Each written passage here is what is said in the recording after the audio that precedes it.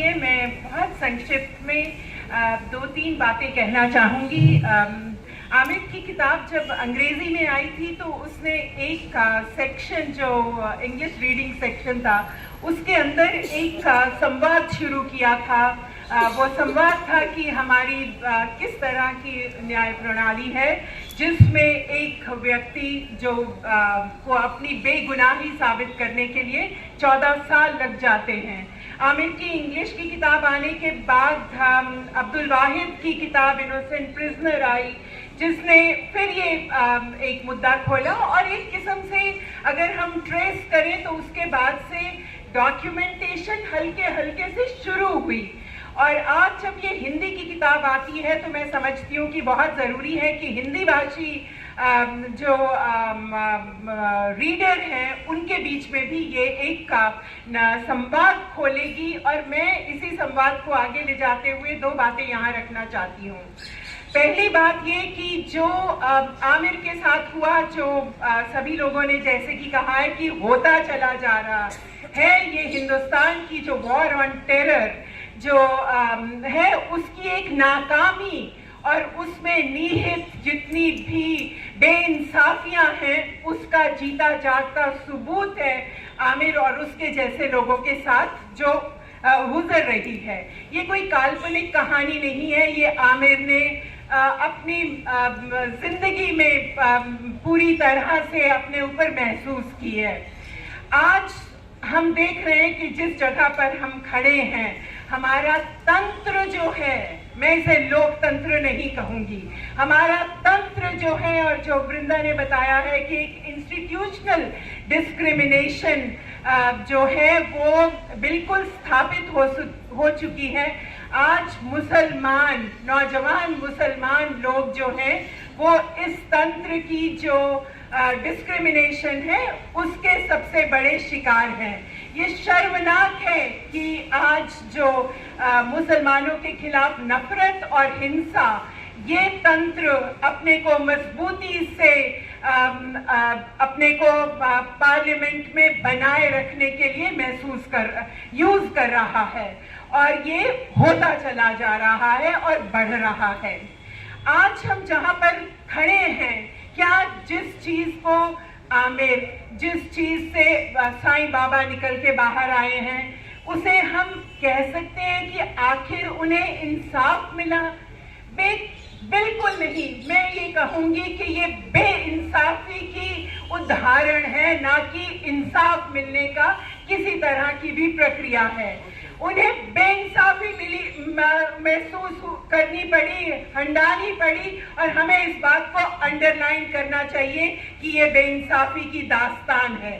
ये बेइंसाफी तब तक जारी रहेगी जब तक हम इसको हमारा एक किस्म का विश्वास बना रहेगा कि आखिर ये इस तरह से इंसाफ मिलता चला जाएगा।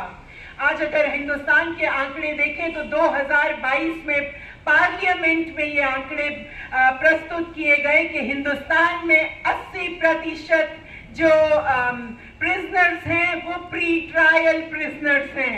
80%। दुनिया भर की जो ग्लोबल एवरेज है वो 34% है। आज हमारा हर तीसरा व्यक्ति जो प्रिजन में है वो दलित है, आदिवासी है। 30% लोग जो जेलों में बंद हैं वो मुसलमान हैं। 50% लोग जेलों में बंद हैं वो अशिक्षित हैं। 42% लोग जो हैं वो 10वीं से नीचे की शिक्षा लिए हुए हैं। 50% लोग 18 से 36 या 34 साल की उम्र के हैं। ये क्या है? ये क्या तंत्र है?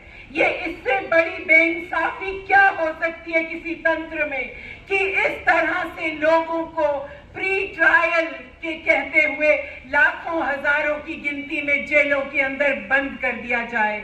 दुनिया भर में जो जमहूरियत वाले मुल्क हैं वो उनकी सरकारें जो सत्ता है वो देखती है कि पुलिस और प्रोसिक्यूशन जो उनके अंदर है वो कैसे उसे सुधार कर सकते हैं कि इस तरह का जो हमारे सामने आंकड़े हैं वो ना हो।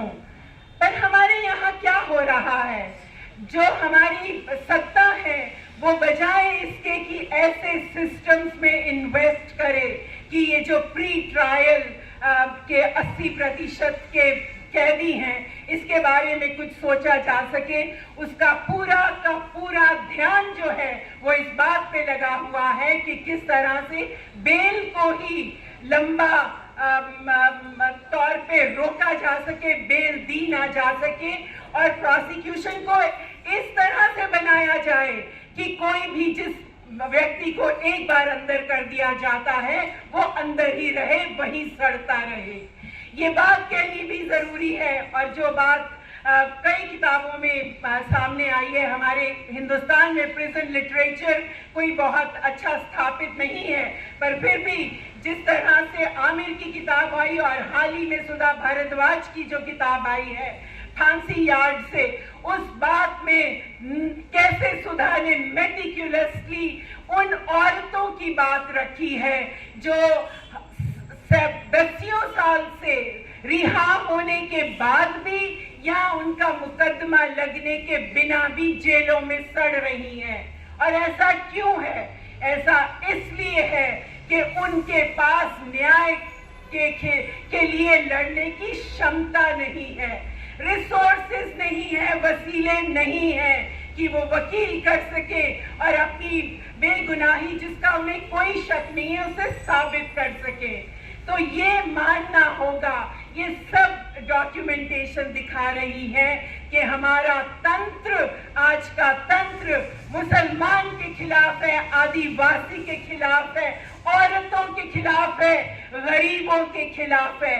और इस तंत्र में अब हमें न्याय की उम्मीद नजर नहीं आ रही, और वो न्याय की उम्मीद हमें तभी नजर आएगी अगर हम अकाउंटेबिलिटी मांगेंगे, अगर जो इम्प्यूनिटी निहित है पुलिस में हम उसे चैलेंज करेंगे।